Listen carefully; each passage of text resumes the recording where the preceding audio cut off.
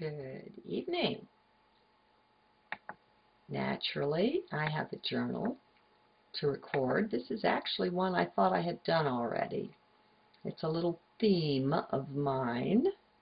This is from 4/11/2010, the third journal of that day, which was the Mayan day with 7 Eagle, and it's called Science as a God. Oh, this is rich. It's funny. Though I live out in the woods, I don't live here alone. I'm actually only about 5 minutes away from a town by car. Anyway, my neighbors are not miles away, but rather just a bit of a herculean stone's throw distant. Why does that matter? Well, both last night and now this morning, I found myself outside in a lawn chair singing for almost an hour, actually, like I used to do, only, good Lord, never outside before. Oh, well, they'll just have to suffer. Besides, today's Sunday, and I'm just singing devotional songs anyway. Ho, ho, and hee, hee. It just feels funny is all.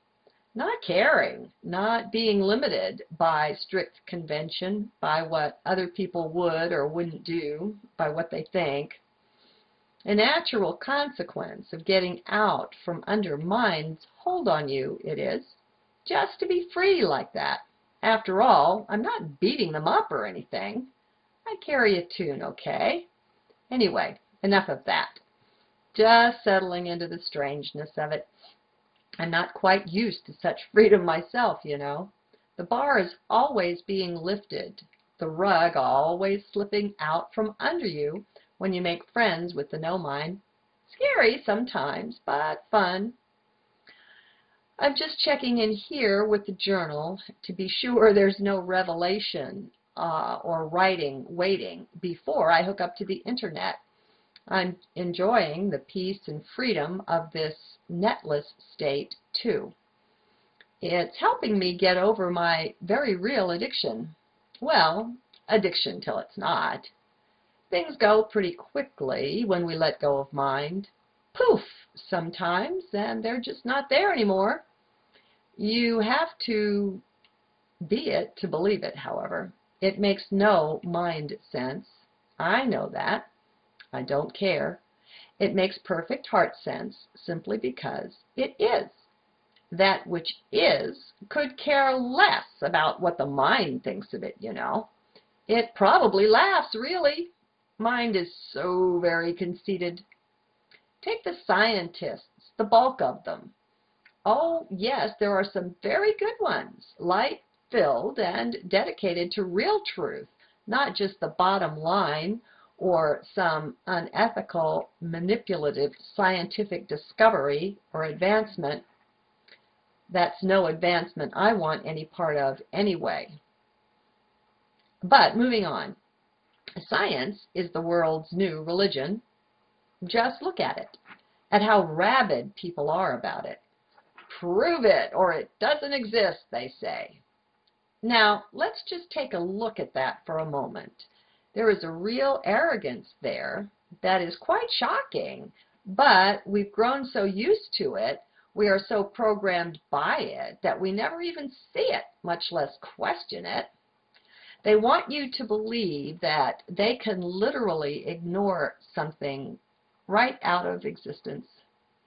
They set this phony standard of proof, which only takes into account the third dimension, even though quantum physics is off regularly, wandering in the fourth, maybe beyond. And then they think they have the right to force and smash everything that is, all that exists, no less, into their formula, their matrix. This is baloney of the first water, pardon the mixed metaphor. It's ridiculous.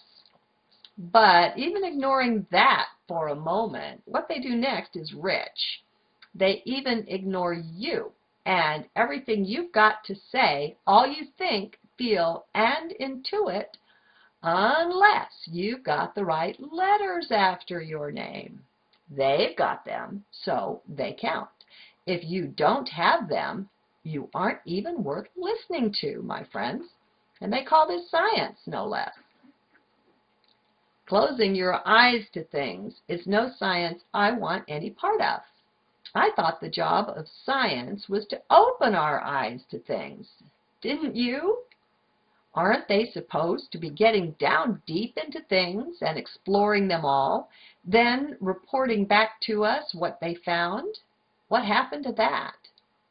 Oh, well, money and big business, big government, and sheeple is what happened to that. The question was rhetorical. I've got eyes. I can see.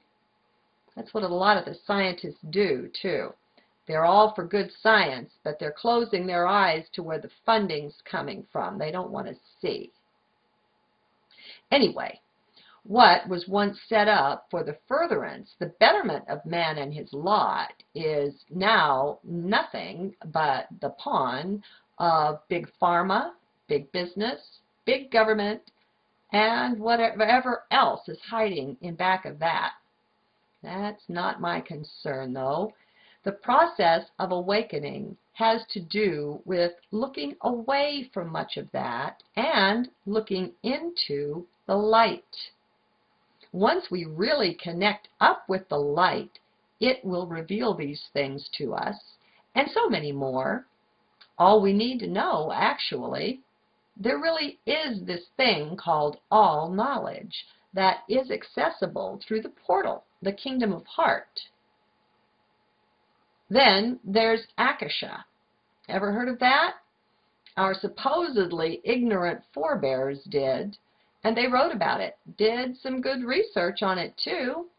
Yes, the powers that be want us thinking that everyone and everything that came before us is primitive or outright bunkum. They daren't let us see what's been discovered and known by so many civilizations before us. Oh, they need to keep us ignorant. They need sheeple. Well, don't know about you, but I'm no longer bowing before the God science at the altar of the scientific method, nor reading from the book of scientific proof. It's not that it's worthless. It's just that it's become a rabid religion that brooks no discourse, that wanders from their holy books of the published research. Bullshit. Not totally, but they've got the